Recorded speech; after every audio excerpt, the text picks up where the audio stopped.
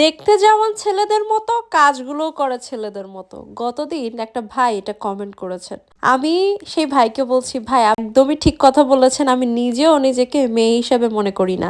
আমি সবসময় আমার কখনোই মনে হয় না আমি মেয়ে।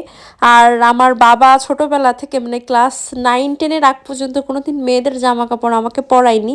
বাবার খুব ইচ্ছা ছিল একটা ছেলের। তো বাবার যেহেতু বড় মেয়ে আমি, তার যেহেতু ছেলে নেই যার কারণে বাবা সারা জীবন ছেলেরা যা যা করতে পারে সব ধরনের কাজ আমাকে দিয়ে করিয়েছে।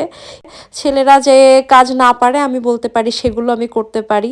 ওই নারকেল সোলা থেকে শুরু করে ইলেকট্রিকের যত কাজ বলেন, ইভেন 50 কেজি চালের বস্তা নিয়ে নামিয়ে বলতো এগুলো নিয়ে ঘরে রেখে আসো।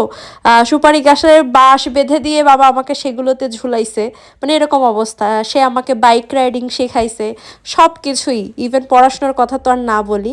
তো ইভেন লাখ লাখ টাকা আমার হাত দিয়ে লেনদেনও করাইছে যাতে টাকা পয়সার যে ব্যাপারটা সেই জিনিসটাও যেন আমি ঠিক মতো করতে পারি। শুধু তাই না, আমার ঘর খুঁজে আপনি সাজা গোজার জিনিসপত্র পাবেনই না বলা যায়। আমার বাড়িতে মানুষজন বেড়াতে এসে ফেস ওয়াশ পায় না বলে অনেক ব্লেম করে, কারণ ওই ছেলেরা যেমন পানি দিয়ে মুখ ধুয়ে অভ্যস্ত, শুধুমাত্র পানি, আমিও তাতেই অভ্যস্ত।